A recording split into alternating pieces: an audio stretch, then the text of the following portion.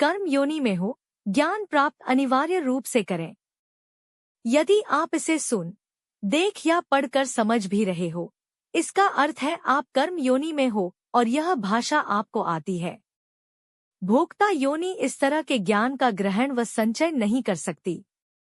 कुछ पशु मानव के सिखाने पर कुछ आदेश सीख जाते हैं और उनका पालन भी सटीकता से करते हैं, लेकिन वह व्यावहारिक आदान प्रदान भाषा का न होकर ध्वनि के साथ किसी प्रक्रिया को जोड़कर पूर्ण होता है। यह भाषा सीखना नहीं माना जा सकता। जैसे कुछ देशों में कुकरों को सिखाया जाता है कि जब बैठने के आदेश देंगे तो वह श्वान सामने खड़े शत्रु पर आक्रमण कर देगा, और वह ठीक वैसा ही करता है।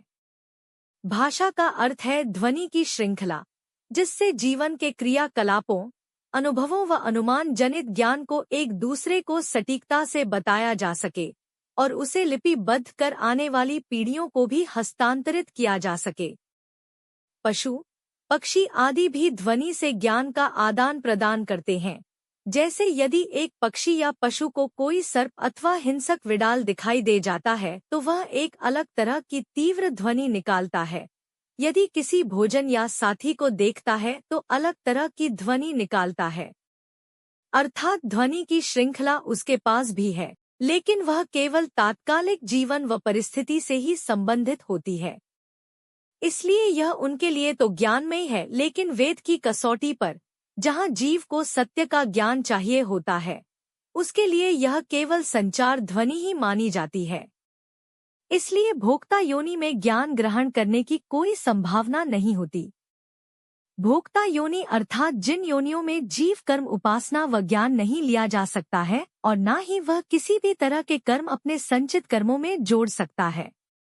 भोक्ता योनि होती ही केवल कर्मफल को भोगने के लिए है, अर्थात जब कर्मयोनि से अथवा जब कर्मयोनि में जीव का संकल्प कुछ ऐसा हुआ कि उसे ईश्वर व प्रकृति नियम के अनुसार भोक्ता योनि में आना पड़ा, तो वह जीव भोक्ता योनि में प्रवेश पा जाता है। या फिर उसके कर्मफल इस तरह से फलित हो रहे हों कि केवल भोक्ता योनि में ही उसका प्रतिपादन हो सकता हो, तभी भोक्ता योनि मिलती है। भोक्ता योनि में जीव का मन केवल अपने होने और अपने जीवन पर ही पूर्ण रूप से केंद्रित होता है। इस कारण जीव का भोक्ता योनि से कर्मयोनि में आना लगभग असंभव सा होता है, जैसे जीव के लिए कर्म योनि से देव योनि में जाना।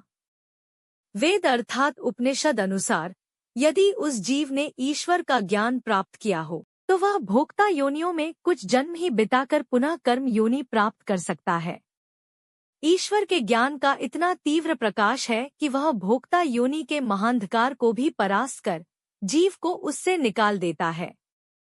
ठीक वैसे ही यदि जीव को कर्मयोनि में ईश्वर के ज्ञान का बोध हो जाता है तो वह देव योनि को प्राप्त कर लेता है। इसलिए ईश्वर के ज्ञान को श्रेष्ठ व अखंड ज्योति रूप माना गया है, जो कभी खंडित व मलिन नहीं होती और जीव को हमेशा ईश्वर के मार्ग पर अविचलित गमन में सहायता करती है। गुरु जी के चरणों की सेवा व शरणागति से ही ईश्वर का दुर्लभ ज्ञान प्राप्त हो सकता है, और यह केवल इसी कर्म योनि में ही हम प्राप्त कर सकते हैं।